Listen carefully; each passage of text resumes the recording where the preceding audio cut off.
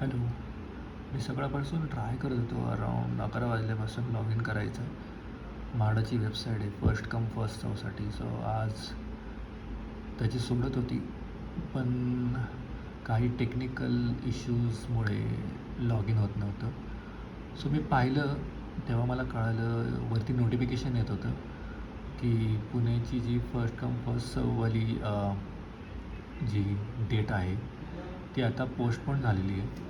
so जर आपण check केलं इकडे तर